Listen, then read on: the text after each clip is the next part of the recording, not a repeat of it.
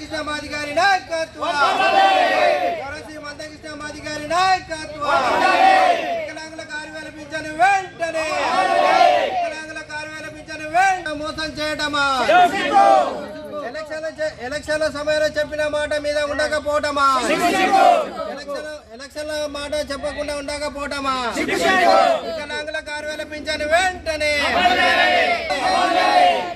వితంతులకు 4,000 పింఛను వెంటనే వికలాంగులకు 6,000 పింఛను వెంటనే అమలు చేయకుండా నిర్లక్ష్యం చేయడమా సీఎం రేవంత్ రెడ్డి అమలు చేయకుండా నిర్లక్ష్యం చేయడమా ఇదే మీ రాజ్యం ఇదే మీ రాజ్యం గౌరవశ్రీ మందకృష్ణ మాదిగారి నాయకత్వం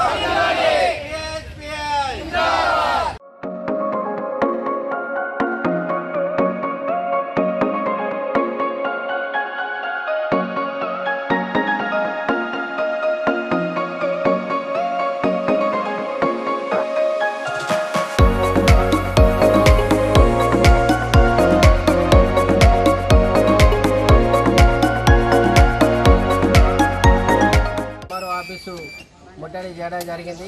అదేవిధంగా ఎంఆర్ఓ గారికి వినతి పత్రం ఇవ్వడం జరిగింది. విహెచ్పిఎస్ ఆధ్వర్యంలో ఎంఆర్పిఎస్ ఆధ్వర్యంలో గౌరవశ్రీ పద్మశ్రీ మందకృష్ణ మాదిగారి ఆదేశాల మేరకు ఈరోజు ఇక్కడ ముట్టడి నిర్వహించడం జరిగింది. వికలాంగులకు సీఎం రేవంత్ రెడ్డి గారు ఎలక్షన్ల సమయంలో హామీ ఇవ్వడం జరిగింది. నేను ప్రభుత్వం ఏర్పరచగానే వికలాంగులకు 4,000 నుండి పింఛన్ను 6,000 పెంచుతా, అదేవిధంగా వృద్ధుల వితంతులకు 2,000 ఉన్న పింఛన్ని 4,000 పెంచుతా అని అప్పుడు మాట ఇవ్వడం జరిగింది.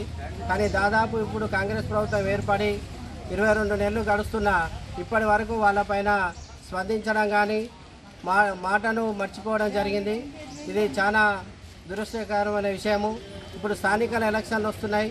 ఇప్పటికైనా మీరు పింఛన్ పెంచి ఇవ్వకుంటే ఈ స్థానిక ఎలక్షన్లో వికలాంగులందరూ చైతన్యమవుతున్నారు. మీ ప్రభుత్వాన్ని కొల్లగొట్టడానికి ఈ సందర్భంగా విజ్ఞప్తి చేస్తున్నాం. వెంటనే వీళ్ళ సమస్యలపైన మీరు స్పందించి ప్రకటన చేయాలి. అదేవిధంగా పింఛన్లు కూడా పెంచి ఇవ్వాలనేది మా డిమాండు. అంతేకాకుండా గత 2 సంవత్సరాలుగా పింఛన్ల వెబ్సైట్ను బంద్ పెట్టడం జరిగింది.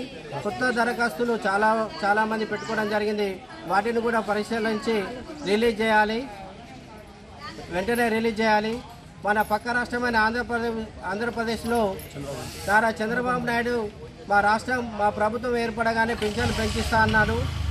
ఆయన ఇచ్చిన మాట ప్రకారం వెంటనే వికలాంగులకు 6,000 పింఛన్లు, వృద్ధుల వితంతులకు 4,000 పింఛన్లు, కండరాలకు స్థిమిత వాళ్లకు 6,000 పింఛన్లు ఇవ్వడం జరుగుతుంది.